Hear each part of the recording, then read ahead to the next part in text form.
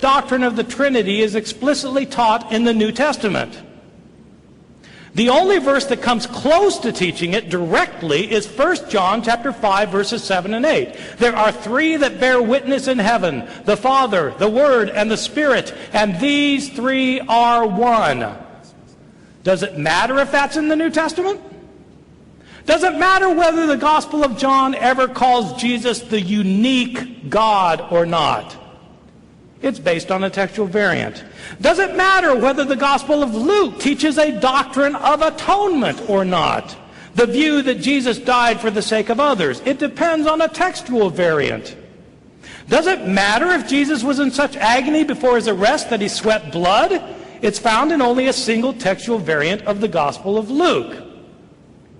Does it matter that entire words, lines, paragraphs, and pages were left out by some scribes? Does it matter that there are numerous places in the New Testament where scholars cannot decide what the original text said? Does it matter that there are some places where we will never know what the original author said? Does that matter or not? Many evangelical scholars claim that it doesn't matter. But I don't believe them, because these scholars devote their lives to studying the Greek manuscripts. Why would they do that if it doesn't matter? Major evangelical seminaries raise hundreds of thousands of dollars for manuscript projects to study these manuscripts. Why would they do that if it doesn't matter? It does matter. Is the Bible a trustworthy, reliable guide?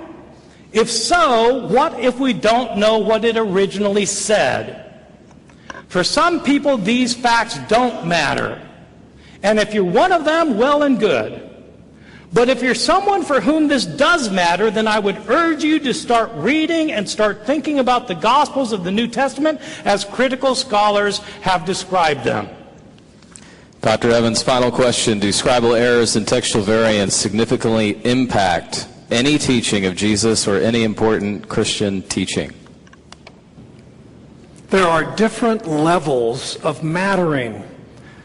Of course, we scholars are concerned with details, some might say exegetical trivia, and so forth. We love to find new manuscripts. We actually revel over the discovery of a new variant. It gives us an opportunity to write another learned article in a refereed journal. But my point is, there are different levels of mattering. Yeah, everything matters. Nothing I'd like more than to find another manuscript. And I'd be terribly disappointed if it was just the same-o without one variant. Give me a couple of fresh variants. That would be exciting. But the point of the question is, do scribal errors and textual variants significantly impact any teaching of Jesus or important Christian teaching? No, they don't. It is the great number of manuscripts, the great antiquity of many of them, and their verbal agreement that lead most textual critics, among them the late Bruce Metzger, to conclude that the critical editions of the Greek text in use today, and you'll hear different numbers, 98%, 99%, some lower percentages, match with the originals. I should note that the New Testament translation in the King James Version of 1611 is based on the Greek text edited by Erasmus in 1516, first edition, and he did 2 or 3 more editions later. Most of his Greek manuscripts, and he only had a few, date to the 12th and 13th centuries. They're not very old, not by today's standards.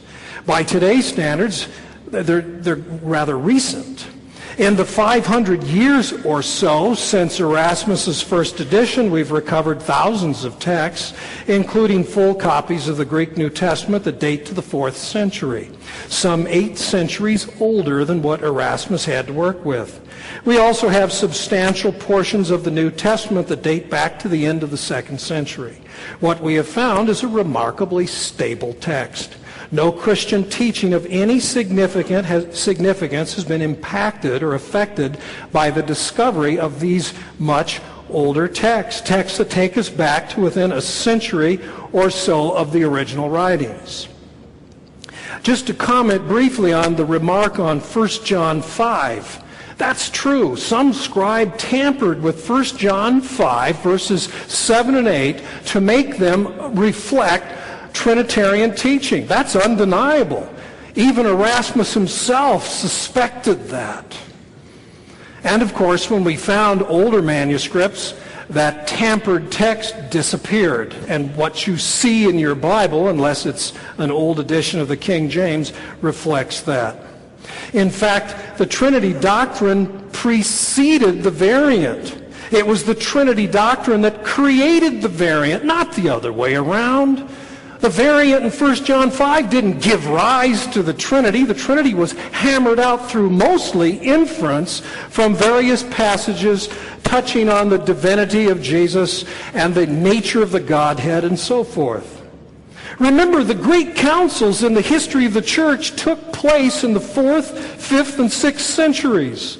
The vigorous theological debates that took place in these councils could have provided the motive to adjust the text here or there in order to find support for one's position.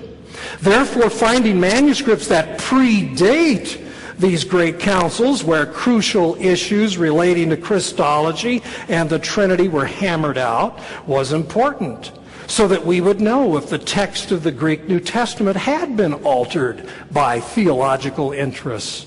Well, we have found several manuscripts that predate these councils. What have we found? The same text. There are many minor variants, to be sure, but it is nevertheless the same text. We do not find a different view of God in the pre-council text, or a different Jesus, or a different understanding of salvation and atonement. What we find is the same text. Final remarks. We'll begin with you, Dr. Ehrman. Okay, well, thank you very much. I'd like to thank Craig for this lively debate and a very interesting debate for me. I hope for you as well. And I'd like to thank the pastoral staff of First Family Church for hosting it. I'd like to thank all of you for being attentive and respectful to someone who feels very much like he's been thrown into the lion's den. No offense. Our ultimate question comes down to whether the Gospels are reliable or not. My view is that the Gospels have mistakes, discrepancies, contradictions, factual errors, textual alterations, additions, omissions, and corruptions in them. This is not a unique view of a particularly liberal professor who teaches at Chapel Hill. I know that I seem very liberal. When we were talking about the format for this debate, I asked that I be given the podium on the left. This view that I am setting forth, though, is not the view of just a liberal professor. It is virtually the consensus view among critical scholars across the United States and Europe.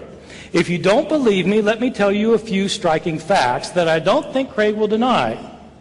This view that the New Testament Gospels contain discrepancies and errors is the view shared by the New Testament scholars who teach at all the major universities of this country.